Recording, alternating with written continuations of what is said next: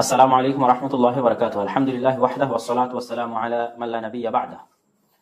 প্রশংসা আল্লাহ সুবহানাহু ওয়া তাআলার জন্য, শান্তি অবতীর্ণ হোক মুহাম্মদ সাল্লাল্লাহু আলাইহি ওয়াসাল্লামের প্রতি। বর্তমান বাংলাদেশ তার ইতিহাসের এক ক্রান্তি লগ্নে এসে দাঁড়িয়েছে। দীর্ঘ 15 বছরের স্বৈর শাসনের বিদায়ের মাধ্যমে আজ ছাত্র জনতার বিপ্লবের যে আনন্দ, এমন কিছু দৃশ্য আমরা দেখতে পাচ্ছি এবং শুনতে পাচ্ছি যা চরম হৃদয় বিদারক এবং কষ্টদায়ক। বিশেষ করে সমগ্র দেশে পুলিশ বাহিনীর অনুপস্থিতি এবং সেনাবাহিনীর নির্বিকার ভূমিকা এবং মানুষের উল্লসিত আনন্দে যেভাবে সমগ্র দেশের বিভিন্ন অঞ্চলে স্বাভাবিক নিরাপত্তা বিঘ্নিত হয়েছে, জান ও মালের নিরাপত্তা বিঘ্নিত হয়েছে, তা বাংলাদেশের ভবিষ্যতের জন্য কখনোই কল্যাণকর নয়।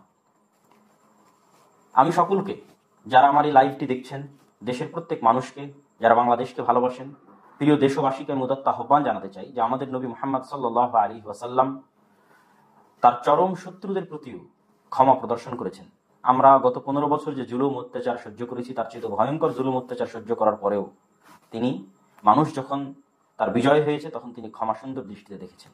ক্ষমা আল্লাহ সুবহানাহু ওয়া তাআলার গুণ, ক্ষমা নবীদের গুণ, ক্ষমা মুহাম্মদ সাল্লাল্লাহু আলাইহি ওয়াসাল্লামের গুণ।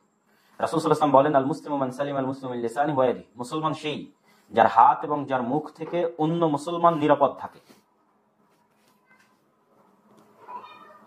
যার হাত থেকে এবং যার মুখ থেকে অন্য মুসলিম নিরাপদ থাকে। তথা আজকে আপনি যদি কোথাও গিয়ে, সেটা আপনার যতই শত্রু হোক, তাদের বাড়িতে লুট করা, তাদের জিনিসপাতি নিয়ে যাওয়া বা কোথাও অগ্নিসংযোগ করা, সে আপনার যতই চিরন্তন শত্রু হোক, এটি কখনোই ইসলাম সমর্থিত নয়। চরম গুনাহের কাজ, হারাম কাজ, অন্যায় কাজ। এই জন্য মুদাত্ত আহ্বান জানাবো, যারা এই ধরনের কাজে যুক্ত আছেন বা আপনার আশেপাশে কেউ যুক্ত আছে, আপনারা তাদের নিবৃত্ত করুন। আল আমরু বিল মারুফ ওয়ান নাহি আনিল মুনকারের ভূমিকা পালন করুন। এখন যেহেতু দেশে কোনো আইন শৃঙ্খলা রক্ষাকারী বাহিনী নেই, অতএব সৎ কাজের আদেশ এবং অসৎ কাজে বাধা প্রদানের যে জিম্মেদারি মুসলমানদের উপর আছে, তা প্রত্যেক মানুষকে জরুরি ভিত্তিতে পালন করতে হবে। মানুষকে সৎ কাজের আদেশ দিতে হবে, অসৎ কাজে বাধা দিতে হবে। এই মুহূর্তে যদি আপনারা জরুরি ভূমিকা না গ্রহণ করেন সৎ কাজে আদেশ এবং অসৎ কাজে বাধা প্রদানের, তাহলে আমরা হয়তো যে স্বাধীনতার স্বাদ নিচ্ছি, এই স্বাধীনতার স্বাদ হয়তো আমরা হারিয়ে ফেলব। সম্মানিত উপস্থিতি, আমরা গত 15 বছর যে বিভেদের রাজনীতি দেখেছি, মুক্তিযোদ্ধা এবং রাজাকার নামে যে বিভেদের রাজনীতি, তা আমাদের এই দেশকে ধ্বংস করে দিয়েছে, অভাবনীয় ক্ষতি এবং অপূরণীয় ক্ষতি করে দিয়েছে। আমরা আর বিভেদের রাজনীতি দেখতে চাই না। অথবা উদাত্ত আহ্বান জানাবো, যারা বিজয়ী হয়েছেন, যারা আনন্দিত হয়েছেন, যারা উল্লসিত হয়েছেন, যারা গত 15 বছর মাজলুম হয়েছেন, তারা আল্লাহর সন্তুষ্টি অর্জনের জন্য ধৈর্য ধারণ করুন। বিভেদ করে প্রতিপক্ষের প্রতি প্রতিশোধ পরায়ণ হয়েন না।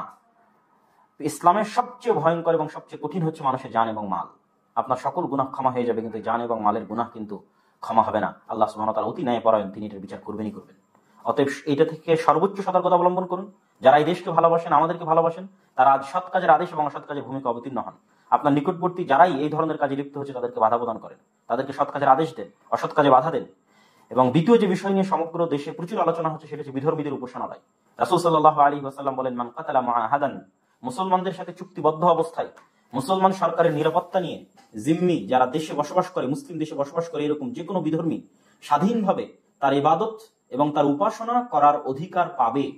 কেউ যদি কোনো মুসলিম রাষ্ট্রে বসবাসরত কোনো চুক্তিবদ্ধ কোনো জিম্মি অমুসলিমকে হত্যা করে, রাসূল সাল্লাল্লাহু আলাইহি ওয়াসাল্লাম বলেছেন, সে কখনোই জান্নাতের গন্ধ পর্যন্ত পাবে না। কি ভয়ঙ্কর, কি ভয়াবহ কথা!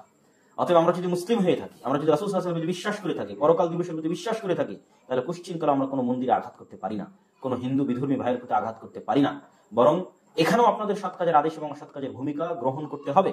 নিকটস্থ যে কোনো বিধর্মীদের উপাসনালয় সংরক্ষণের ব্যবস্থা করতে হবে। এবং আমরা নিজেরাও ইতিমধ্যে উদ্যোগ নিয়েছি আমাদের প্রতিষ্ঠানের পক্ষ থেকে। আমাদের যে 300-র অধিক মসজিদ রয়েছে বা 4-এর অধিক প্রতিষ্ঠান রয়েছে, সেগুলো থেকে আমরা দিক নির্দেশনা দিয়ে দিয়েছি। এবং যারা এই মুহূর্তে আমাদের লাইভ দেখছেন এবং যারা এই দেশকে ভালোবাসেন, বাংলাদেশকে ভালোবাসেন, তাদের উদাত্ত আহ্বান থাকবে, এই ক্রান্তি লগ্নে, দেশের এই যে শান্তি এবং শৃঙ্খলা ভেঙে পড়েছে, এই ক্রান্তি লগ্নে আপনারা নিজ নিজ দায়িত্বে নিজের পার্শ্ববর্তী অঞ্চলে সৎ কাজের আদেশ এবং অসৎ কাজে বাধা দেওয়ার উদ্যোগ গ্রহণ করুন এবং এই দেশকে রক্ষা করুন। তৃতীয় যে বিষয়টি আমি আপনাদের কাছে তুলে ধরতে চাচ্ছি, সেটি হচ্ছে ইসলামের দৃষ্টিতে 1 সেকেন্ডের জন্য নেতাবিহীন থাকা জায়েজ নয়। 1 সেকেন্ডের জন্য নেতাবিহীন থাকা ইসলামের দৃষ্টিতে হারাম। আমরা এখন ইতিমধ্যেই 24 ঘন্টার কাছাকাছি পার করে ফেলেছি। রাষ্ট্রের কোনো অভিভাবক এবং এই রাষ্ট্রের কোনো নেতা নেই। অতএব জরুরি ভিত্তিতে আমাদের ছাত্র ভাইয়েরা যে ব্যক্তিকেই তাদের নেতা হিসেবে ঘোষণা করুক না কেন, এই দেশের নেতা হিসেবে ঘোষণা করুক না কেন, আপাতত জরুরি ভিত্তিতে সে দেশের শান্তি এবং শৃঙ্খলা রক্ষার জন্য, মানুষের জান এবং মালের হেফাজতের জন্য আমাদের যদি তার সাথে ব্যক্তিগত কোনো সমস্যাও থেকে থাকে, ধর্মীয় কোনো সমস্যা থেকে থাকে, তবে বৃহত্তর স্বার্থে, দেশ ও জাতির বৃহত্তর স্বার্থে জানমালের হেফাজতে আপাতত সেটি মেনে নেওয়াকে এবং তার প্রতি আনুগত্য প্রদর্শনকে সেনাবাহিনীর প্রতি, দেশের সেনাবাহিনীর প্রতি, দেশের যারা সরকারি দায়িত্বশীল আছে তাদের প্রতি এবং সাধারণ জনগণের প্রতি উদাত্ত আহ্বান জানাচ্ছি। বিপ্লবী ছাত্র জনতা যারা আন্দোলনকে সফল করেছে, তারা যাকেই এই দেশের অস্থায়ী দায়িত্ব দেওয়ার প্রয়োজন মনে করছে, তার প্রতি দেশের সেনাবাহিনী এবং সাধারণ জনগণের অতি দ্রুত আনুগত্য প্রদর্শনের জন্য আমি উদাত্ত আহ্বান জানাচ্ছি। আজকের দিনের মধ্যে এই আনুগত্য প্রদর্শন যদি না হয়, তাহলে এই দেশের স্বাধীনতা, আমরা যে স্বাধীনতার উল্লাস করছি, এই স্বাধীনতা হয়তো আমরা যে কোনো মুহূর্তে হারিয়ে ফেলতে পারি। ইসলামের দৃষ্টিতে নেতাবিহীন, রাষ্ট্রীয় নেতাবিহীন এক সেকেন্ড বসবাস হারাম এবং এই মৃত্যুকে জাহিলিয়াতের মৃত্যু বলা হয়েছে।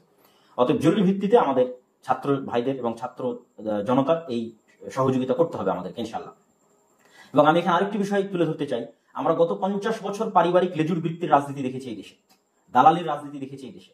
আমরা ফ্রেশ ব্লাডকে সুযোগ দিতে চাই। আমি দেশের মানুষের প্রতি উদাত্ত আহ্বান জানাবো, যেই ছাত্র জনতা আমাদের এই বিপ্লবকে, আন্দোলনকে সাকসেসফুল করেছে, স্বৈরাচারী শাসন থেকে আমাদেরকে মুক্তি দিয়েছে, আমরা এই ফ্রেশ তরুণ ছাত্র ব্লাডকে সুযোগ দিই একবার দেশ পরিচালনার জন্য এবং দেশের দেখাশোনার জন্য, দেশের দায়িত্ব পালনের জন্য। এই আহ্বানটুকু আমি অবশ্যই রাখবো দেশের মানুষের প্রতি, যে তরুণ এবং ফ্রেশ ব্লাডকে আমাদের সুযোগ দেওয়া উচিত। চতুর্থ অথবা পঞ্চমত, ছাত্র ভাইদের প্রতি, বিপ্লবী ছাত্র ভাইদের প্রতি যারা আন্দোলন সফলে নেতৃত্ব দিয়েছেন, যারা এটির সাথে সম্পৃক্ত ছিলেন, সারা বাংলাদেশের বিশ্ববিদ্যালয়, কলেজ এবং স্কুলের ছাত্র ভাইদের প্রতি আমার উদাত্ত আহ্বান থাকবে যে 1971 সালে ভারতের সহযোগিতায় দেশ স্বাধীন করে গত 53 বছর যাবৎ তাদের কৃতজ্ঞতার নামের যে দাসত্বের গ্লানি আমরা বহন করেছি, কথায় কথায় যে আমরা নাকি একাই স্বাধীন হতে পারতাম না, ভারত আমাদের স্বাধীন করে দিয়েছে, এবং পাকিস্তান সেনাবাহিনী আমাদের কাছে আত্মসমর্পণ না করে ভারতের সেনাবাহিনীর কাছে আত্মসমর্পণ করেছে, এই যে গ্লানি গত 53 বছর যাবৎ জাতি হিসেবে আমাদের বহন করতে হয়েছে, আল্লাহ শুকরিয়া আদায় করি যে এই ছাত্র জনতার যে বিপ্লব আজ বিজয়ী হয়েছে এবং স্বৈরাচারের যে পতন হয়েছে, এটি বিদেশি কোনো সহযোগিতায় সম্পূর্ণ হয়নি, ফালিল্লাহিল হামদ। এমনকি নির্বাচনের পূর্ব মুহূর্তে এই আধুনিক বিশ্বের সুপার পাওয়ারের যে সহযোগিতার মাধ্যমে এই স্বৈরাচার থেকে মুক্ত হওয়ার চেষ্টা ছিল, সেটিও তখন সফল হয়নি। ফলত আমি মনে করি যেই ছাত্র জনতা আজকে এই বিপ্লব সফল করেছে, তাদের বিদেশি কোনো শক্তির প্রতি দায়বদ্ধ এবং কৃতজ্ঞতা থাকার ন্যূনতম প্রয়োজন নাই। তারা এই দেশের মানুষের 4 শতাধিক মানুষের রক্তের উপর ভিত্তি করে আজকের এই বিজয় তারা ছিনিয়ে এনেছে। অতএব তাদেরকে দায়বদ্ধ থাকতে হবে এই দেশের সাধারণ ছাত্র জনতার প্রতি, বিদেশি কোনো শক্তির প্রতি নয়।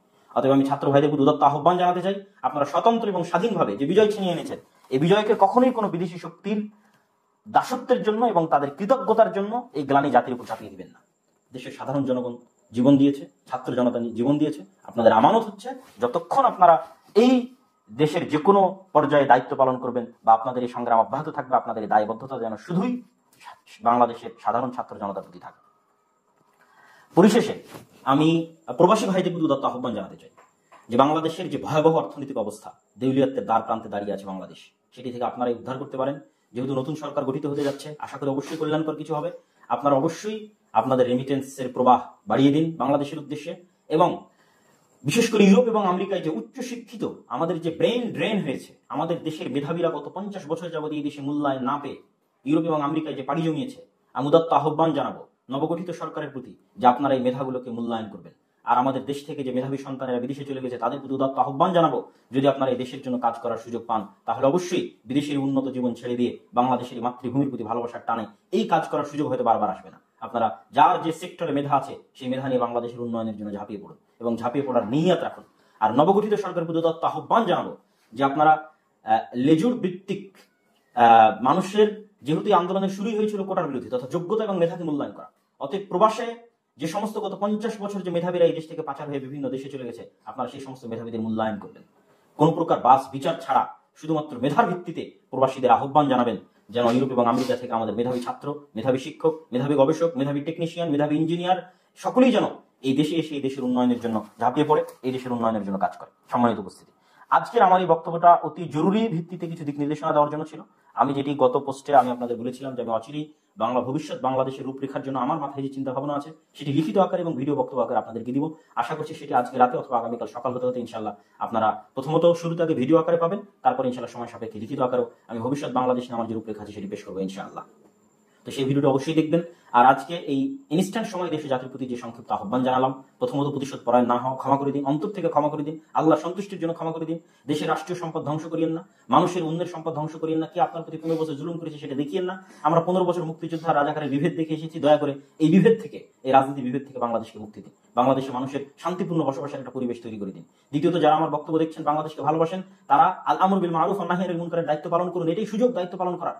এখন দেশে আইন শৃঙ্খলা রক্ষাকারী বাহিনী আইন শৃঙ্খলা পরিবেশ ভেঙে পড়েছে। আপনারা নিজ নিজ দায়িত্বে আপনাদের পার্শ্ববর্তী যেখানে অন্যায় হচ্ছে সেখানে প্রতিরোধ করেন এবং বিধর্মীদেরকে নিরাপত্তা প্রদান করেন। এবং আমরা উদ্যোগ নিয়েছি, আপনারা উদ্যোগ নিন। আল আমরু বিল মারুফ ওয়ান নাহয়ি আনিল মুনকার, এই উদ্যোগে আমি আপনাদেরকে সহযোগিতা করার উদাত্ত আহ্বান জানাচ্ছি। এবং পাশাপাশি অতি দ্রুত যে সরকারি ঘোষণা হোক না কেন, ছাত্র জনতা যে সরকারি ঘোষণা দিবে তাকে আমরা পছন্দ করি অথবা না করি সেটা আমরা পরে দেখবো, কিন্তু এখন আনুগত্যের প্রয়োজন। সেনাবাহিনী আনুগত্য করুক, দেশের সাধারণ জনগণ আনুগত্য করুক। পাশাপাশি ছাত্র জনতার প্রতি উদাত্ত আহ্বান থাকবে, আপনারা শুধু এই দেশের মানুষের রক্তের উপর ভিত্তি করে বিজয় ছিনিয়ে এনেছেন, অর্থাৎ বিদেশি কোনো রাষ্ট্রের প্রতি যেন আপনাদের দায়বদ্ধতা না থাকে, আপনাদের দায়বদ্ধতা যেন শুধু এই রাষ্ট্রের জনগণের প্রতি থাকে। এই উদাত্ত আহ্বান জানিয়ে আমি আজকে আমার এই সংক্ষিপ্ত বক্তব্য এবং সংক্ষিপ্ত আলোচনা এখানে শেষ করছি। আশা করি বাংলাদেশের ভবিষ্যৎ উজ্জ্বল হবে, আল্লাহ বাংলাদেশের স্বাধীনতাকে অক্ষুণ্ণ রাখবে, এই ভূখণ্ডে আমাদের পরবর্তী প্রজন্ম স্বাধীন হিসেবে জীবনযাপন করতে পারবে।